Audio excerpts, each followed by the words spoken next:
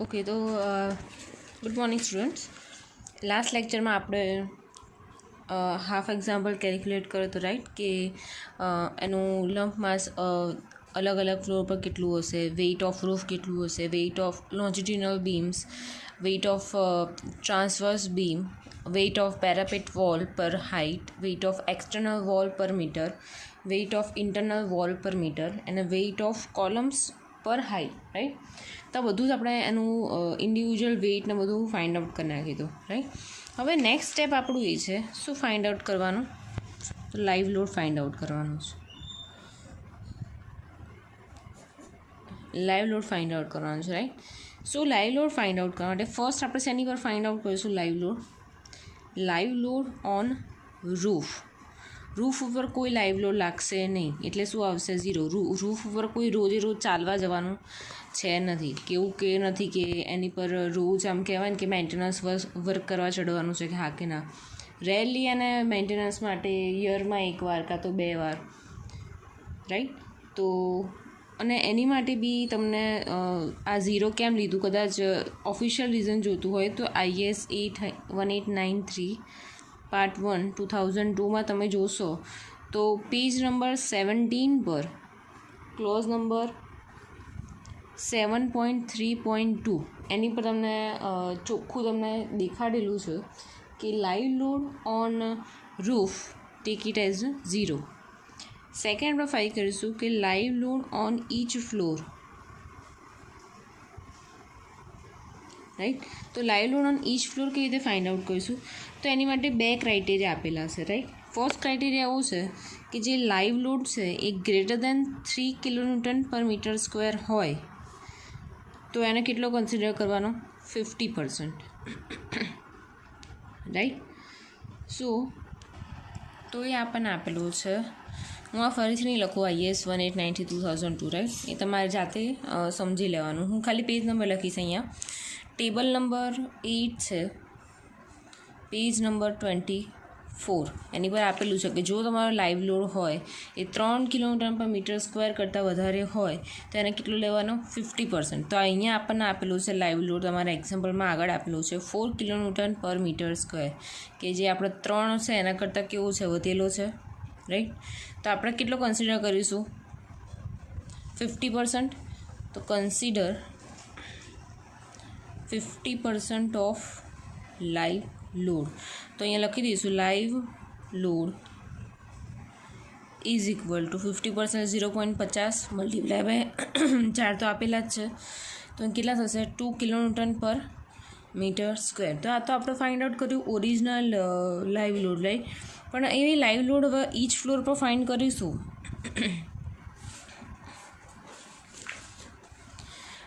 Total live load on each floor is equal to કેટલા floor છે આપણી પાસે, રાઈટ. તો આપણે લાઈવ લોડ કન્સિડર કરવા માટે એની જે એરિયા છે એ કન્સિડર કરવો પડશે. તો એરિયા કેટલો છે, તો કે અહીંયા 4 × 4 એટલે કે 16, અને અહીંયા છે 4 × 6 એટલે 24, એટલે 24/16નો આપણી પાસે એરિયા છે, રાઈટ. તો આપણે અહીંયા પહેલાં એરિયા લખી દઈશું, 24 × 16 મલ્ટીપ્લાય બાય આપણો લાઈવ લોડ કેટલો આવ્યો તો અહીંયા 2, રાઈટ. તો આપણને ટોટલ લાઈવ લોડ કેટલો મળી જશે, 768 કિલો ન્યૂટન, રાઈટ. હવે શું ફાઇન્ડ આઉટ કરવાનું છે, આ આપણને કેટલો મળ્યો, લાઈવ લોડ મળ્યો. આગળ જે બધા ફાઇન્ડ કર્યા કેવા હતા, ડેડ લોડ. હવે આપણે ફાઇન્ડ આઉટ કરીશું લંપ માસ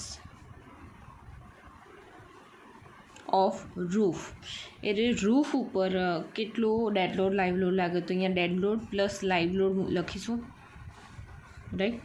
તો હવે અહીંયા કન્સિડર શું કરવાનું છે, તો હું કહી દઉં અહીંયા ડેડ લોડ આપણેની વાત કરીએ તો ડેડ લોડમાં શું આવશે, રૂફ પોતાનું એનું જે આપણે ફાઇન્ડ આઉટ કરીશું એ લોન્જિટ્યુડિનલ બીમનું આવશે, પ્લસ ટ્રાન્સવર્સ બીમ જે આપણે ફાઇન્ડ આઉટ કરી નાખ્યું, પ્લસ એનું પેરાપેટ, રાઈટ. આ બધું શું આવશે, ડેડ લોડમાં આવશે. જ્યારે લાઈવ લોડમાં શું આવશે, તો અહીંયા આવશે એક્સટર્નલ વોલ ઇન્ટરનલ વોલ અને કોલમ, રાઈટ. આ બધા કેવા છે? ડેડ લોડ છે. પહેલાં રૂફ, બીમ, બંને બીમ અને પેરાપેટનું આપણે લખી દઈશું, પછી વોલ અને ઇન્ટરનલ વોલ અને એને લખી દઈશું, રાઈટ. અહીંયા આપણને ખબર છે કે લાઈવ લોડ જે છે એ લાઈવ લોડ અહીંયા રૂફ માટે શું આવશે? 0, રાઈટ. તો આનું આપણે બધા કન્સિડર કરી નાખીએ. તો અહીંયા રૂફ માટે તમને આપણે ફાઇન્ડ આઉટ કર્યું તો એનું વેઇટ કેટલું છે? 2323.20, રાઈટ. રૂફ માટે મળી ગયું. લોન્જિટ્યુડિનલ બીમ ક્યાં ગયો આપણો? આયરો, રાઈટ. લોન્જિટ્યુડિનલ બીમ માટે કેટલું હતું? 264.18, 264.18. ટ્રાન્સવર્સ બીમ માટે કેટલું છે? 268.32 પ્લસ પેરાપેટ વોલ માટે કેટલું હતું? તો પેરાપેટ વોલ 184, રાઈટ. 184 બરાબર. પ્લસ આ બીજી બધી છે એક્સટર્નલ વોલથી ચાલુ કરીએ. હવે અહીંયા કંઈક એક્સટર્નલ વોલ માટે આપણે કન્સિડર કરીએ તો એક્સટર્નલ વોલ માટે અહીંયા મળે છે 320.16, રાઈટ. તો અહીંયા લખી દીધું 320.16. પણ હવે અહીંયા લાઈવ લોડ ટ્રાન્સફર કેવી રીતે થશે આ બધામાં, રાઈટ. તો જ્યારે વાત કરીએ, સપોઝ આ તમારું એક ફ્લોર છે, રાઈટ. વચ્ચે આ વોલ આવે છે, સ્લેબ કન્સિડર કરો તમે, તો કે આ ઉપરના ફ્લોરનું જે આ ઉપરનો ફ્લોર છે, ફર્સ્ટ ફ્લોરનું છે, આ ગ્રાઉન્ડ ફ્લોરનું છે, રાઈટ. તો આ તમને એક અહીંયા બીમ પ્રોવાઈડ કરેલો હશે, રાઈટ. તો બીમની અહીંયા તમને હાઇટ આપેલી છે, સ્ટોરે હાઇટ 3.5ની, રાઈટ. આ તમારી વોલ છે અને આ તમારો બીમ છે, રાઈટ. તો જ્યારે બી અહીંયા મેં તમને સિમ્પલ ખબર પડી કે આ બીમ છે તમારો, રાઈટ. તો કોઈ બી તમારા જે સ્ટોરે હાઇટ હોય કે સ્ટોરે બિલ્ડિંગ હોય, રાઈટ. સપોઝ આ 1 ફ્લોર છે, 2 ફ્લોર છે, 3 ફ્લોર છે, તો એમાં લોડ ડિસ્ટ્રીબ્યુશન કેવી રીતે થશે, રાઈટ. તો કે હાફ થશે. અડધું આનું, અડધું અહીંયા થશે. સપોઝ આ તમે આની વાત કરી નાખો તો અડધું ઉપર થશે અને અડધું નીચે થશે. તો મતલબ શું થઈ ગયો કે કોઈ બી એક વોલ છે એનું આપણે ડિસ્ટ્રીબ્યુશન કેવી રીતે થઈશું? અડધી ઉપરનો બીમ કન્સિડર કરશે. અહીંયા સપોઝ આ એક બીમ છે, નીચે કે અહીંયા બીજો બીમ છે, રાઈટ. તો જ્યારે લોડ કન્સિડર કરવાની વાત આવશે ત્યારે કેવી રીતે કન્સિડર કરશે કે આ જે છે આટલું જે તમારો જે લોડ જે રેઝિસ્ટ કરશે એ આ બીમ કરશે અને બીજો જે લોડ રેઝિસ્ટ કરશે એ નીચેનો કરશે, બરાબર. એટલે કેવું ડિવાઈડ થઈ જશે, રાઈટ. હાફમાં કે અડધી વોલ જે છે એ ઉપર રેઝિસ્ટ કરશે લોડ અને અડધી વોલ જે છે એ નીચેનો બીમ રેઝિસ્ટ કરશે, બરાબર. તો આપણે શું ફાઇન્ડ આઉટ કરવાનું છે કે આ લોડમાં અડધી કેટલી છે? તો આપણી જોડે અહીંયા તો આપણને ખબર છે કે એની ટોટલ હાઇટ કેટલી છે? 3.5. તો અહીંયા આપણે લખી દઈશું કે ટોટલ અહીંયા તમારું 3.5 છે, બરાબર. હવે બીમની ડેપ્થ કેટલી છે? તો બીમની ડેપ્થ તમને આપેલી છે આગળ. Size of beam 230/450, right. એટલે 450 એની હાઇટ છે, બરાબર. તો એની હાઇટ આપણે વાત કરી નાખીશું. આ જે હાઇટ હશે એની આખી વાત કરી દઈશું. આપણે ટોટલ હાઇટ અહીંયા 3.5 છે, રાઈટ. તો માઇનસ કેટલી થશે? 0.45 /2 કેમ કરો? કારણ કે લોડ ડિસ્ટ્રીબ્યુશન કેવી રીતે થશે? અડધું ઉપર થશે અને અડધું નીચે થશે, રાઈટ. ખ્યાલ આવી ગયો? ઇઝી છે, કશું જ નથી. હાઇટ ઓફ સ્ટોરે આપેલું છે પર સ્ટોરે 3.5 માઇનસ ડેપ્થ ઓફ અહીંયા બીમ વચ્ચે આવી જશે. તમારી જે આખી વોલ જે હશે એ વોલની અંદર બીમ પર કન્સિડર થઈ જશે. તો આપણે બીમ કન્સિડર નથી કરવાના, આપણે ખાલી અત્યારે વોલની વાત કરીએ છીએ એક્સટર્નલ વોલ માટે. તો એક્સટર્નલ વોલમાં શું આવશે કે બીમ પસશે પછી તમારી એક્સટર્નલ વોલ સ્ટાર્ટ થશે. તો એમનું બીમની જે ડેપ્થ હશે એ માઇનસ કરવી પડશે. તો ટોટલ 3.5 માઇનસ બીમની ડેપ્થ /2, રાઈટ. એટલે જે વોલ વધી એમાં અડધા ભાગની કઈ કામ આવશે? કેમ? કારણ કે અડધી જે વોલ જે છે એ એનું લોડ ડિસ્ટ્રીબ્યુશન ઉપર થશે. સપોઝ આ એક બીમ જે છે એ બીમ કઈ એની કઈ વોલનો લોડ રેઝિસ્ટ કરતો હશે? તો અડધી ઉપરનો અને અડધી નીચેનો. એટલે આ જે છે આ તમારો બીમ એ આ જે વોલ હાફ વોલ અને નીચેની હાફ વોલ એ બંનેને બંનેનો લોડ ટ્રાન્સફર કરશે નેક્સ્ટ બીમમાં, રાઈટ. તો એવા દરેક બીમ જે છે આ દરેક અહીંયા જે બીમ આપેલા છે એ ઉપર અને નીચે બેને હાફ જે વોલ પ્રોવાઈડ કરી હશે એનો લોડ ડિસ્ટ્રીબ્યુટ કરતા હશે, રાઈટ.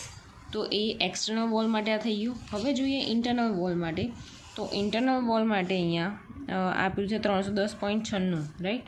તો અહીંયા શું આવશે plus 310.96, total height 3.5 minus internal વોલની છે 0.45 ડિવાઈડ બાય 2, રાઈટ. હવે કોલમની વાત કરીએ. કોલમ માટે આપેલું છે 157.5 કિલોન્યુટન પર મીટર હાઈટ, રાઈટ. 157.5 અહીંયા પર મીટર કીધું છે. પર મીટર મતલબ એની હાઈટ કીધું છે. તો હાઈટ કેટલી છે આપણને ખબર છે 3.5. કોલમ તો થ્રુ આઉટ જ જતા હશે એટલે એમાં કંઈ કરવાની જરૂર નથી, બરાબર. પણ ડિવાઈડ બાય 2 તો આવશે જ. હવે હાફ ઉપર કન્સિડર કરીશું અને હાફ નીચે કન્સિડર કરીશું, રાઈટ. આવા ટોટલ હાઈટ આવશે. કોલમ એ બી બીમમાંથી જ પાસ થતો હશે, રાઈટ. એમાં કંઈ બાદ કરવાની જરૂર પડતી નથી. તો આ બધું જ કેલ્ક્યુલેશન તમે કરશો તો એનો તમને અહીંયા આન્સર મળશે 4277.77 કિલો ન્યૂટન.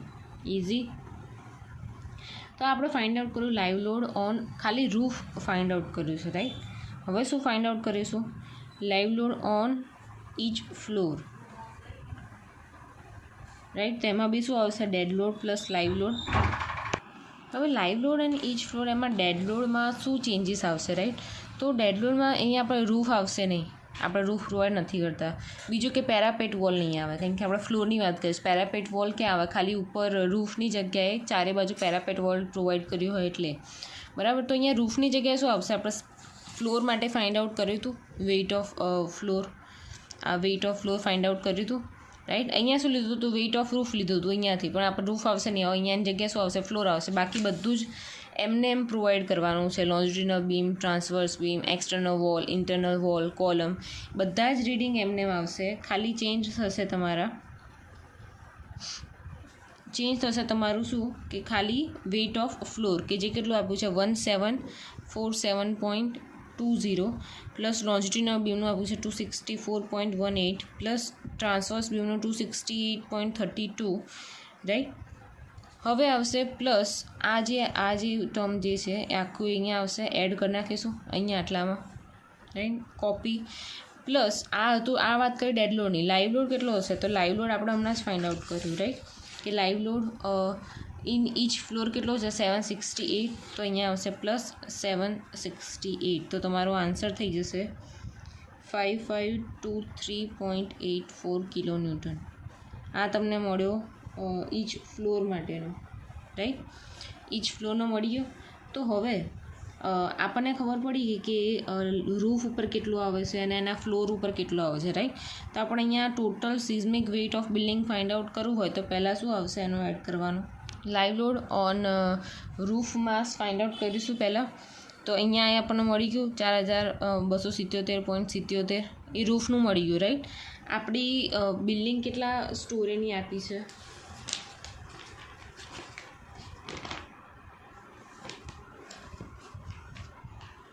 રાઈટ. આ તમારી બિલ્ડિંગ આપેલી છે, રાઈટ. શું કીધું છે? 7 સ્ટોરીની બિલ્ડિંગ પ્રોવાઈડ કરી છે તમને, રાઈટ. તો 7 સ્ટોરીની બિલ્ડિંગમાં તમે એક સ્ટોરે તો તમે રૂફમાં આપી દીધો, રાઈટ. તો બચા કેટલા? 6 સ્ટોરે મલ્ટીપ્લાય બાય એનો જે અહીંયા મળ્યું ઈચ ફ્લોર માટે કેટલું મળ્યું? 5523.84, રાઈટ. તો total seismic weight of building એનું મળી ગયું 37,420.80 કિલો ન્યૂટન. આ કેટલો મળ્યો ટોટલ ડબલ્યુ, બરાબર. કે જે આગળના એક એક્ઝામ્પલમાં તમને ડાયરેક્ટ જ આપી દીધો હતો. અહીંયા આપણે શું ફરીને શોધ્યું કે દરેકનું તો પહેલાં લાઈવ લોડ ફાઇન્ડ કરો, ઈચ ફ્લોરનો, રૂફનો ડેડ લોડ ફાઇન્ડ કર્યો. એથી પહેલાં આપણે ફાઇન્ડ આઉટ કર્યું કે એનું વેઇટ અલગ અલગ ઇન્ટરનલ વોલ, એક્સટર્નલ વોલ, બધા બીમ જેટલા બી પ્રોવાઈડ કરેલા છે, બીમ, પેરાપેટ વોલ, બરાબર. એ બધાના ઇન્ડિવિજ્યુઅલ આપણે શું ફાઇન્ડ આઉટ કર્યા, એના વેઇટ ફાઇન્ડ આઉટ કર્યા. પછી એનો શું ડેડ લોડ અને લાઈવ લોડ કેલ્ક્યુલેટ કર્યો અને એના પછી આપણને અહીંયા શું મળ્યું? ડબલ્યુ મળ્યું. સપોઝ તમને કોઈ એક્ઝામ્પલ એવો પૂછાય છે, રાઈટ, તો એ 14 માર્ક્સમાં પૂછાશે. અહીંયા સુધી તમે વેઇટ ફાઇન્ડ આઉટ કરશો એના સુધીના તમારા 7 માર્ક્સ, અને એની પછીની જે તમે એની ડિઝાઇન કન્સિડર કરો એના બીજા 7 માર્ક, એમ થઈને 14 માર્કનું તમને પૂછી શકે, રાઈટ. હવે આપણું સેકન્ડ સ્ટેપ છે. હવે આપણે મેઇન ડિઝાઇન સ્ટાર્ટ કરીએ. Fundamental natural period. Fundamental natural period એને આપણે કહીએ છીએ TA, રાઈટ. TAથી આપણે એને કહીએ છીએ. હવે અહીંયા આપણે મેં તમને પહેલાં આગળ કીધું હતું કે TA માટે ઇક્વેશન કયું આવે. તો હવે આપણે જે સ્ટ્રક્ચર છે, સો હવે structure is mainly RC frame building with brick infill panel. RC frame building આપણી છે કે જેમાં બ્રિક ફિલ કરેલી છે, રાઈટ. તો એની માટે ક્રાઇટેરિયા આપેલો છે પેજ નંબર 24 પર, ક્લોઝ નંબર 7.6.2, રાઈટ. એમાં TA તમને આપેલું છે is equal to 0.09H divide by √D, right. કે જેમાં હાઇટ ઓફ બિલ્ડિંગ આપી છે તમને. હાઇટ ઓફ બિલ્ડિંગ તમે કેવી રીતે ફાઇન્ડ આઉટ કરશો? તો હાઇટ ઓફ બિલ્ડિંગ કેવી રીતે આવશે? તો કે 7 સ્ટોરી છે મલ્ટીપ્લાય બાય એને 3.5 ઈચની હાઇટ છે, રાઈટ. તો આ ટોટલ હાઇટ થઈ જશે 24.5 મીટર.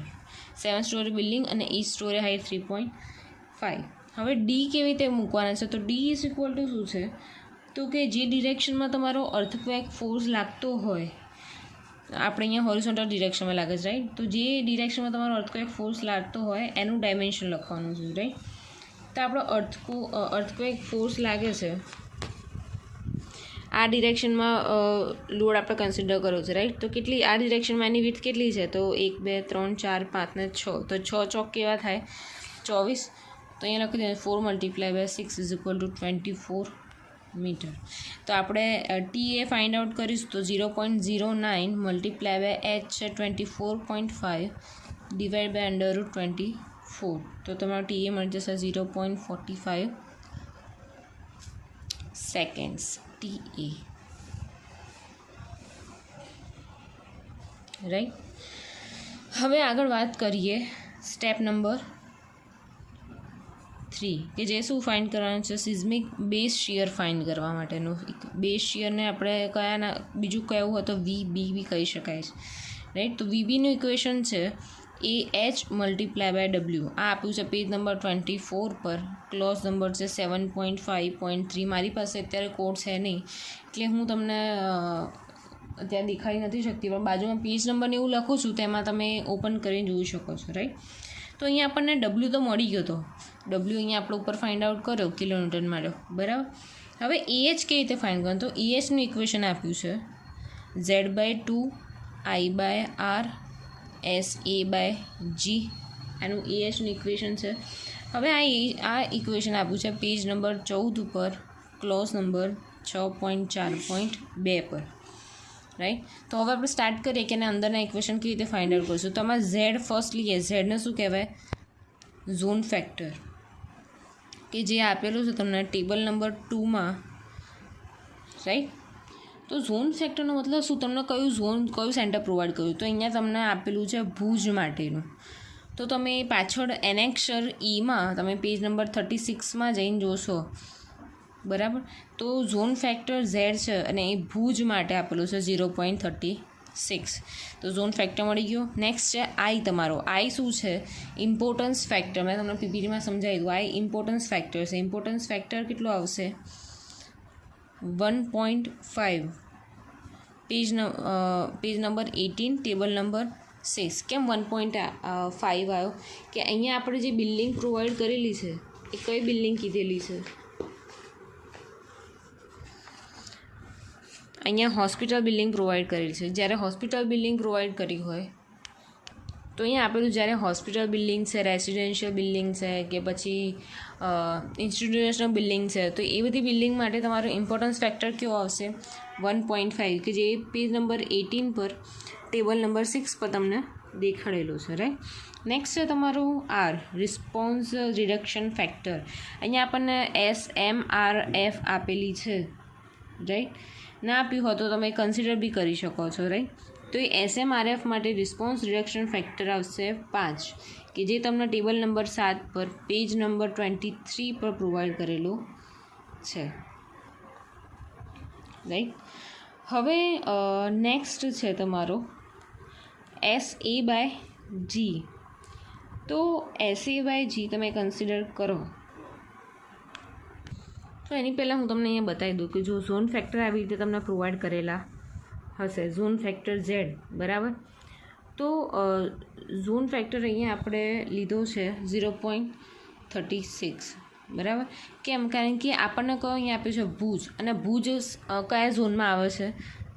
5માં આવે છે, રાઈટ. એ તમારા પાછળ તમે એનેક્શનમાં જઈને જોશો તો કે ભુજનું આપેલું હશે, તમારો V આપેલો હશે, એટલે કે 5 ઝોન 5માં એક્ઝિસ્ટ કરે છે, તો એનો 0.36 આવશે. એવી રીતે આઈની વાત કરીએ તો અહીંયા તમને કીધું છે સ્કૂલ, હોસ્પિટલ, બધી બિલ્ડિંગ હોય તેની માટે ઇમ્પોર્ટન્સ ફેક્ટર કેવો આવે? 1.5 લેવાનો, રાઈટ.